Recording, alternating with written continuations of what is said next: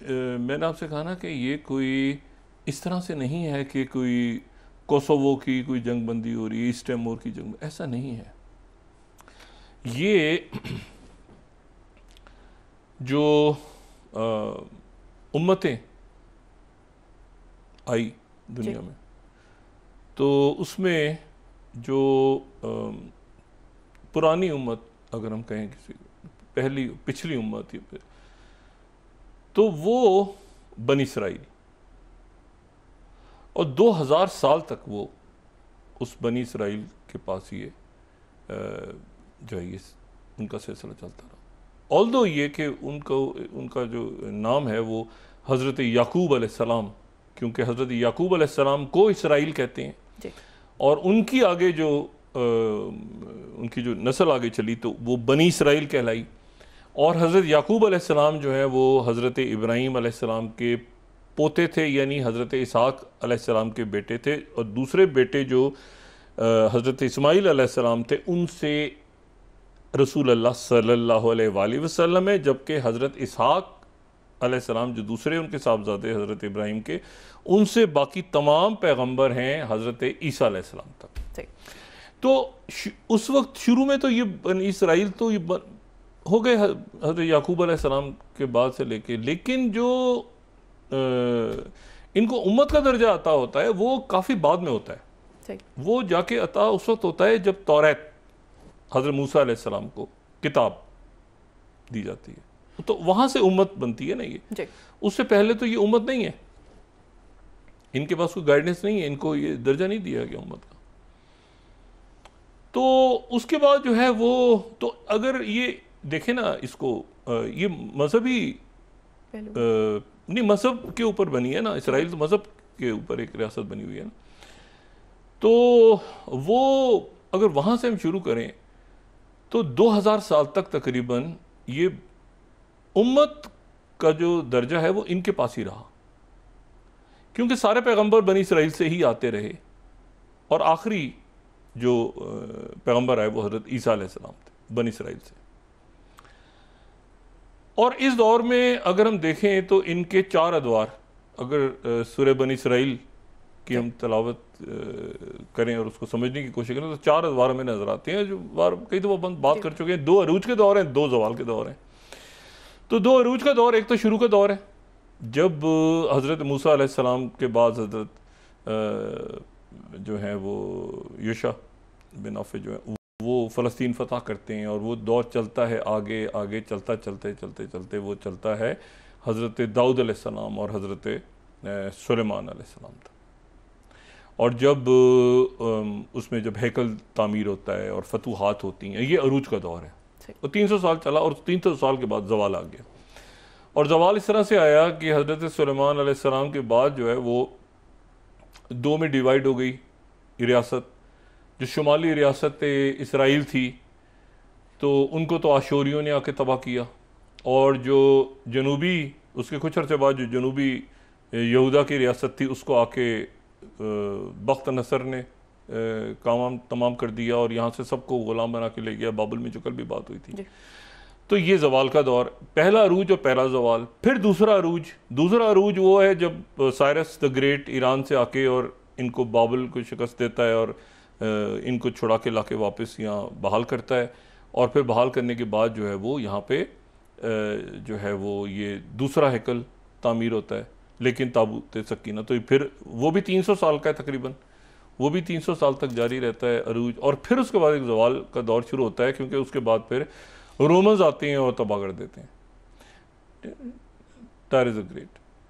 अच्छा, तो टायरस बादशाह आके वो गिरा देता है, और फिर उसके बाद वो दिन है और आज का दिन है। तो एक मुसलसल जवाल ही चल रहा है। और जवाल यहूदियत में जवाल इसलिए है, चाहे आप टेक्नोलॉजी में आगे पीछे दाएं बाएं पावर ये वो जो मर्जी कर लें, यहूदियों के नज़दीक ये उनका एक मजहब के अंदर एक बाकायदा बात है कि अरूज उस वक्त आएगा जब हैकल तामीर होगा।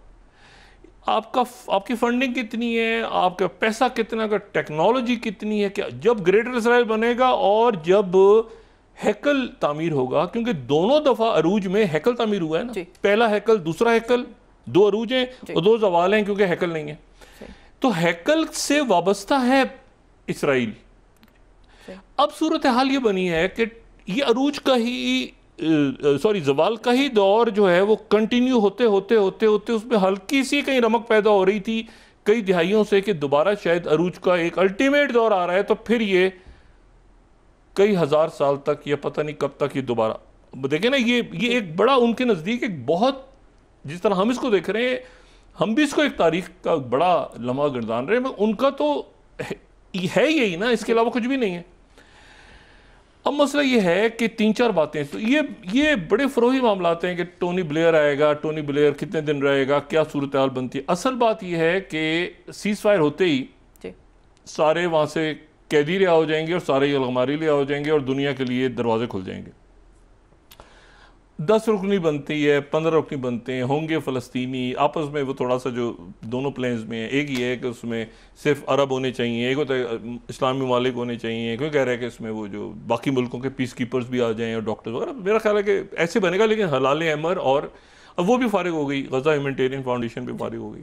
टोनी ब्लेयर के ऊपर बहुत ज़्यादा ट्रम्प इंटरेस्टेड नहीं है, अभी ऐलान करेंगे तो हम देख लेंगे कितने इंटरेस्टेड है। लेकिन वो इधर, क्योंकि मैंने आपसे कहा ना कि टोनी ब्लेयर के पास क्या है जो बाकी अरब ममालिक की तरफ से अपने प्लान को एंडोर्स करने के लिए बहुत कुछ है उनको देने के लिए इस वक्त प्रेसिडेंट ट्रंप को। इसको जैसे तैसे करके उन्होंने मनवाया है, जैसे तैसे करके प्रेसिडेंट ट्रंप से, मैंने कहा ना वो रियाद में होटल खुल रहा है, सॉरी जद्दा में होटल खुल रहा है, स्टीव विटकॉफ के उधर, जैसे तैसे करके उन्होंने कहा इसको तो फेंको बस के नीचे उठा के, नहीं की दफा मुसीबत खत्म को। दूसरी सबसे बड़ी फतह यह होने जा रही है कि मगरबी किनारा एनेक्स नहीं होगा। तीसरी सबसे बड़ी फतह यह होने जा रही है कि गजा में फ़लस्तीनी रहेंगे। वो रिवेरिया का आइडिया तो पैसिफिक अटलांटिक में गर्क हो गया कि रिवेरिया बनेगा और यहाँ पर जो है बड़े फ़लस्तीनी अपने ही जगह पे रहेंगे और अपनी जगह पे रह के वो वहीं पर आ जा सकेंगे, बाहर जब चाहें जाएं, जब चाहें आएँ। और हमास के सारे लोग जो अंदर मौजूद हैं उनके लिए आम माफ़ी है और उनकी ज़िंदगी को प्रोटेक्शन रहेगी क्योंकि वहाँ पर दूसरी फ़ौजें मौजूद होंगी। और अगर इसराइल ने एग्रेशन की वहाँ पर तो फिर मामला इसराइल की तरफ से एक बाकायदा बॉन्ड है कि इधर से भी नहीं होगा, पीसफुल, बिल्कुल पीसफुल। हमास का कोई बंदा टच कहीं नहीं होगा, उसका एक्ट ऑफ वॉर होगा वो। फिर ये कि कतर के ऊपर ये रात को नेतन्याहू चीखता रहा कि कतर वाला जो डाला है कि मैं माजरत चाहता हूँ और ये कतर का रोल, उसको सवाल ही पैदा नहीं। तो कतर के तो जिक्र है इस प्लान में, आपको नाम बात करनी पड़ेगी कतर का, तो वो कतर पे अब हमला करके बैठा हुआ था अभी। और चंद रोज़ पहले ये शख्स जो है ये अक़वाम मुत्तहिदा में खड़े होके ये ऐसे गिनवा रहा था, ये मैंने वहाँ पर लेबनान में इतने शहीद किए, ये मैंने दमिश्क में कर दिए, ये मैंने यहाँ पे फ़लस्तीन में किए, ये मैंने इधर किए, ये मैंने इधर किए, ये मैंने ईरान पर अटैक किया, ये मैंने इधर किया। अब ये बिल्कुल थोड़ी देर में एक वो मौसमी की तरह का इसका चेहरा जो है ना, जिसको उसमें से निकाल देते हैं ना रस्सा, ये वहाँ बैठा होगा। क्योंकि इशू ये है, ये इशू इस वक्त है ही नहीं कि वहाँ पर कितनी रुकनी कमेटी होगी, उसमें फ़लस्तीनी अथॉरिटी होगी या हम। इशू ये है कि एक रियासत का ऐलान होने जा रहा है और उससे भी पहले ये है कि जंग बंदी और लोग अंदर दाखिल होने जा रहे हैं। वहाँ से फिर रुख इख्तियार करेंगे। हालात के अंदर हाल हुआ क्या है गजा में, इसने अभी कुछ देर पहले नेतन्याहू ने ये बात की है, अभी मीडिया में चीज़ नहीं है लेकिन ये अरब जो टेलीग्राम चैनल्स हैं और उनके जो चैट चैनल्स हैं वहाँ पे गर्दिश कर रही है। वो ये कि नेतन्याहू ने बात की है स्टीव विटकॉफ से और ये जेरेड कुशनर से और बाकी लोगों से सारे। उसने कहा है कि हमास के लोगों को सेफ पैसेज दिया जा रहा है तो मुझे भी दे दिया जाए। सही, यानी मुझे भी सेफ पैसेज इसराइल से मुझे भी सेफ पैसेज दिया जाए क्योंकि उसको पता है मैं वापस जाऊंगा तो मुझे गोली मार देंगे। वहाँ जो राइट विंगर्स हैं या जो ये भी खुद भी सेहूनी है, तो जो सेहूनी है वहाँ पे सारे, तो वो तो इसको सिमोत्रिच है या बाकी जो लोग हैं वहाँ पे सारे जो कि इलेक्शन ही इस बात पे जीते हैं, ईरान दैमर और फलाना, वो तो सारे साइड पे हो गए।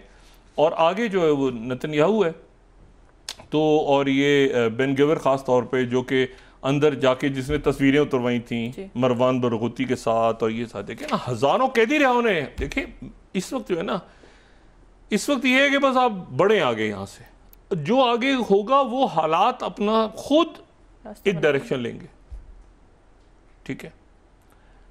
और अंदर हुआ क्या है गजा में, पूरी दुनिया लरस जाएगी जब ये दरवाजे खुलेंगे ना, गजा फाटक, और अंदर दाखिल होंगे। तो उसके साथ ही ये डिप कर गया है उनके लिए। ये आप समझ रहे हैं कि ये नेतन्याहू कोई ट्रंप के साथ मुआहदा करने नहीं जा रहा, ये अपनी पूरी जो कौम है हजारों साल के बाद जो यहाँ के आबाद हुई थी, ठीक है, यानी ये आबाद हुई थी यहाँ पे आके, ये बेल्फोर डिक्लेरेशन के बाद, कब के, जब से रोमन्स ने गिराया आके हैकल को, यानी तब से आप 70 ईस्वी से शुरू करें ना, 70 जो एडी से आप शुरू करें तो आप आ जाएं उसके बाद 1917 तक। तो इतने सालों तक जवाल का ही दौर कंटिन्यू करते करते फिर बेल्फोर बना, फिर वो ज़ायनिस्ट मूवमेंट शुरू हुई, फिर इसराइल हुआ, फिर वो जनाब हैकल बनेगा, फिर सुरंग, आखिर में पता चला कि आपने वेस्ट बैंक की तरफ पैर नहीं रखना, कदम नहीं रखना।